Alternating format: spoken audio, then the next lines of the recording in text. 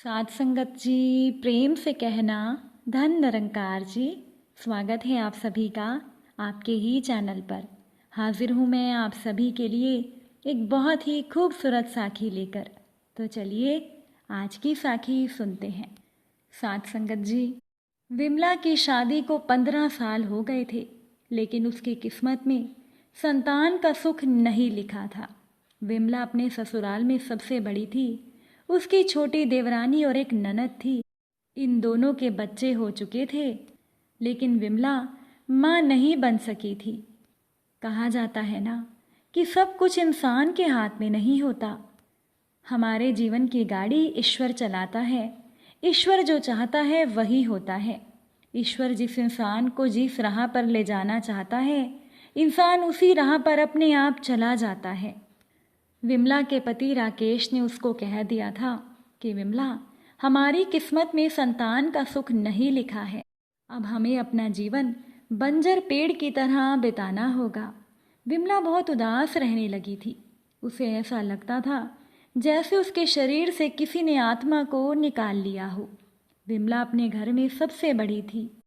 अपने छोटे देवर राघव को विमला ने बेटे की तरह पाला था, क्योंकि जब विमला शादी करके आई तो राघव की आयु केवल 10 वर्ष की थी। राघव से अपनी भाभी का दुख देखा नहीं जा रहा था, तो उसने अपनी भाभी से कहा कि भाभी, आप ऐसे निराश होंगी तो कैसे काम चलेगा। मेरा बेटा अर्जुन भी तो है, वो भी आपके बेटे जैसा ही है।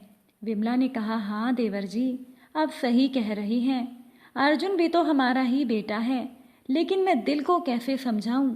यही सब सोचकर मैं अपने आप को संभाल लेती हूँ कि इस घर के सभी बच्चे तो मेरे ही बच्चे हैं, लेकिन कभी कभी मेरे अंदर की ममता उमड़ पड़ती है। मैं भी अपने बच्चे को अपने दिल से लगाना चाहती हूँ।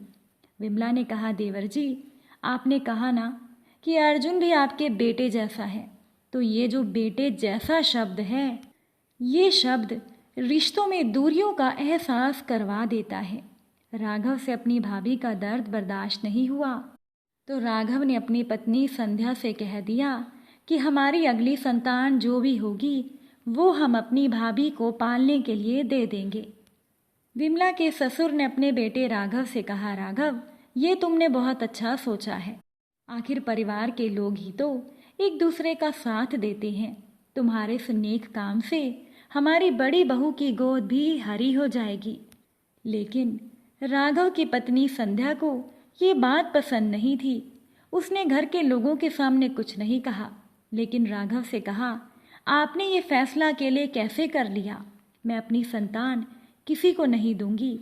ये फैसला लेने से पहले आपको एक बार मुझसे पूछना चाहिए था कि मैं अपना बच्चा देने के लिए तैयार हूँ या नहीं। अगर उन्हें बच्चे का शौक है तो किसी अनाथ आश्रम से बच्चा गोद क्यों नहीं ले लेते। तब राघव ने कहा, संध्या, ये कैसी बातें कर रही हो। हम अपने बच्चे को किसी गैर के हाथों में नहीं सौंप रहे, बल्कि अपने भाई और भाभी को दे रहे हैं। मुझे पूरा यकीन है वो लोग हमसे ज़्यादा हमारे बच्चे को प्यार करेंगे। फिर राघव ने कहा, संध्या, जब भाभी इस घर में आई तो मैं बहुत छोटा था। भाभी के आने के बाद मुझे कभी नहीं लगा कि मेरी माँ नहीं है। मुझे तो मेरी माँ के बारे में अच्छे से याद भी नहीं। मैंने तो विमला भाभी को ही माँ माना है। मुझे यकीन है वो हमारे बच्चे को बहुत प्यार करेंगी। तब राघव ने संध्या को समझा दिया और संध्या तैयार हो गई अपना बच्चा विमला को देने के लिए। फिर घर में सभी को पता चला कि संध्या के घर पर संतान का जन्म होने वाला है। उस दिन के बाद से विमला अपनी देवरानी संध्या का खूब ध्यान रखने लगी, क्योंकि ये बच्चा विमला को ही मिलने वाला था। समय बीता और संध्या ने एक सुंदर से बेटे को जन्म दिया। धीरे धीरे वो बच्चा जब 1 साल का हो गया तो कहने को तो वो बच्चा संध्या ने विमला को दे दिया था, लेकिन ज़्यादातर संध्या बच्चे को अपने पास ही रखती थी। उसका अंदर से दिल नहीं होता था कि वो अपने बच्चे को अपने से दूर करे। ये देखकर राघव ने महसूस किया कि अगर संध्या यहाँ रहेगी वो अपने बच्चे से दूर नहीं हो पाएगी, और जब तक वो बच्चे से दूर नहीं होगी विमला भाभी को भी इस बच्चे से लगाव नहीं होगा। इसीलिए राघव ने अपनी नौकरी एक दूसरे शहर में करवा ली। अब तो संध्या की मजबूरी थी, पति के साथ उसको जाना था। संध्या को अपना बच्चा विमला भाभी को देकर जाना पड़ा। अब विमला ने प्यार से बेटे का नाम श्याम रखा। अब शाम को उसकी यशोदा मैया विमला पालने लगी। धीरे धीरे समय बीता। श्याम अब 22 साल का हो चुका था। उसे पता तो था कि विमला उसकी जन्म देने वाली माँ नहीं है, लेकिन विमला से श्याम को इतना प्यार मिला कि वो विमला को ही अपनी माँ मानता था। एक दिन सुबह के समय विमला के देवर राघव का फोन आया और वो फोन पर रोने लगा। विमला के पति राकेश राघव से पूछे जा रहे थे कि क्या हो गया, तो क्यों रो रहा है, जल्दी बता। राघव रोते रोते बोला, भैया आपका बेटा अर्जुन अब इस दुनिया में नहीं रहा। सुबह बाइक पर वो लौट रहा था, तभी पीछे से एक ट्रक वाले ने जोर से धक्का मारा और वो वहीं मौके पर ही मर गया। ये खबर सुनकर घर में उदासी छा गई। सब लोग जल्दी से राघव के घर पहुंच गए। उधर राघव की पत्नी संध्या बेटे की मौत से अपना होश खो चुकी थी। ऐसा लग रहा था कि वो बेटे के गम में पागल हो जाएगी। श्याम संध्या के गले लगकर उन्हें चुप करा रहा था और कह रहा था, माँ होनी को कौन टाल सकता है, मैं भी तो तुम्हारा ही बेटा हूँ। इतना सुनते ही संध्या ने श्याम को जोर से पकड़ लिया और कहने लगी, हाँ हाँ तुम मेरा बेटा है, मैं तो भूल ही गई थी कि मेरा एक और बेटा भी है। अब मैं तुम्हें कहीं जाने नहीं दूंगी, अपने कलेजे के टुकड़े को अपने पास अपने दिल से लगा कर रखूंगी। क्रियाक्रम होने के बाद सब लोग अपने अपने घर में जाने लगे। श्याम भी अपनी माँ विमला के साथ लौटने लगा तो संध्या ने श्याम से कहा, तू कहाँ जा रहा है श्याम, अब तू कहीं नहीं जाएगा, हमारे ही साथ रहेगा।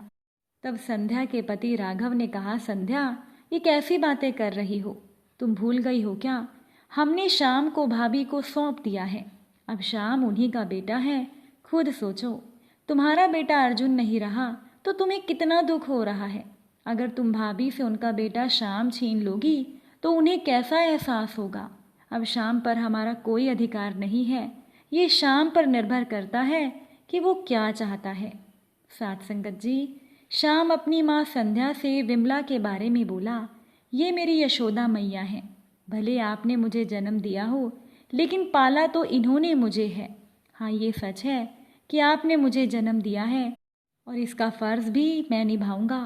आपसे मिलने में आता जाता रहूँगा, लेकिन मैं साथ तो यशोदा मैया के ही रहूँगा।